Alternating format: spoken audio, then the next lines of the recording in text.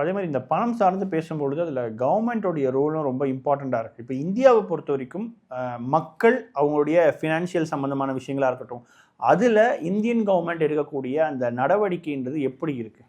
India வந்து it is not very different from any developing country. Brazil மாதிரி, China மாதிரி, Russia மாதிரி இருக்கிற ஒரு நாடு தான். இங்கே இருக்கிற கரிக்குலமில், கண்டென்ட்டில் கவர்மெண்ட் வந்து போதிய விழிப்புணர்வை கொடுக்கறதில்ல. அது ஒரு குறைபாடாக பார்க்கலாம்.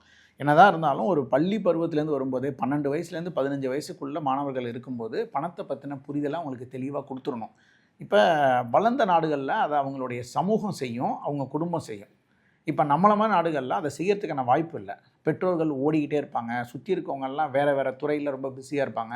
அப்போ இந்த குழந்தைங்களால அந்த புரிதலுக்கு வர முடியாது. அதனால் அரசாங்கம் தன் பொறுப்பாக எடுத்து இதுக்கான பயிற்சிகள் கொடுக்கணும். இப்போ எப்படி ஃபஸ்ட் எய்டுக்கு பயிற்சி கொடுக்குறோமோ, டிராஃபிக்கு பயிற்சி கொடுக்குறோமோ, இதை மாதிரி பணத்தை கையாளுறதுக்கும் மாணவர்களுக்கு பள்ளி பருவத்திலே அந்த பயிற்சியை கொடுக்கணும். பயிற்சின்றது ஓகே, ஆனால் அரசாங்கத்தினுடைய எண்ணம் மக்கள்கிட்ட அதிகமாக பணம் இருக்கணும் அப்படின்ற ஒரு எண்ணம் இருக்கா அரசாங்கத்துக்கிட்ட? ஓகே, ஸோ இப்போ 2 விதமாக இருக்குது. நம்ம வந்து இப்போ டேக்ஸ்ன்னு பார்க்கும்போது இந்தியாவில் அந்த எண்ணம் இல்லைன்னு ஸ்ட்ரைட்டாக சொல்லலாம். ஏன்னா நம்ம வாங்கிறதுக்கு வரி கட்டுறோம், விற்கிறதுக்கு வரி கட்டுறோம், வரி கட்டி வந்த பணத்தை செலவு பண்ணும்போது வரி கட்டுறோம், ஏற்கனவே வரி கட்டி வந்த பணத்தை முதலீடு பண்ணி வர ரிட்டர்ன்ஸுக்கும் வரி கட்டுறோம். அப்போ வரி பல நிலைகளில் அடுக்கடுக்காக இருந்துக்கிட்டே இருக்குது.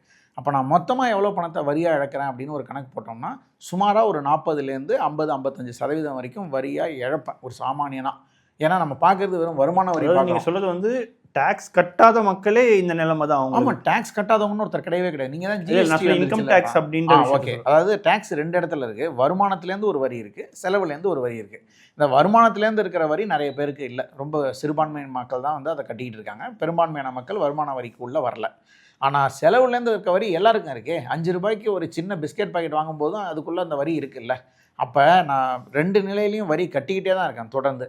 அப்படி அந்த வரி கட்டும் அளவுகளை வச்சு பார்க்கும்போது ஆமாம், மக்கள் கையில் பணம் அதிகமாக இருக்கிறத அரசு மோட்டிவேட் பண்ணலைங்கிறது தான் இதுக்கு ப்ரூஃப். இப்போ இந்தியாவில் வந்து அந்த டேக்ஸ் பேயருக்கு வந்து ஒரு நியாயம் வந்து கிடைக்கல அப்படின்னு எடுத்துக்கலாமா? ஆமாம், இன்னும் அது வந்து அரசு தரப்பில் அதுக்கான சில காரணிகள்லாம் சொல்லப்பட்டாலும் ஒரு நாடு வளரணும்னா மக்கள் கையில் பணம் புழங்கணும். அதுக்கு மாற்றுக்கிறதே கிடையாது. இப்போ சிங்கப்பூரில் வந்து ஒரு 7% 8% அந்த நிலையில் வரி.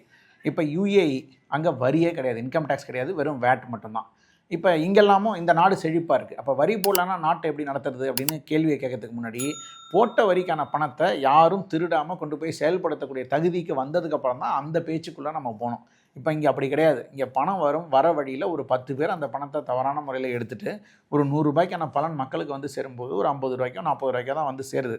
இந்த நிலையில் இருந்துக்கிட்டு நான் வரியை வச்சு தான் அரசாங்கத்தை நடத்துவேன்னு நம்ம சொல்ல முடியாது.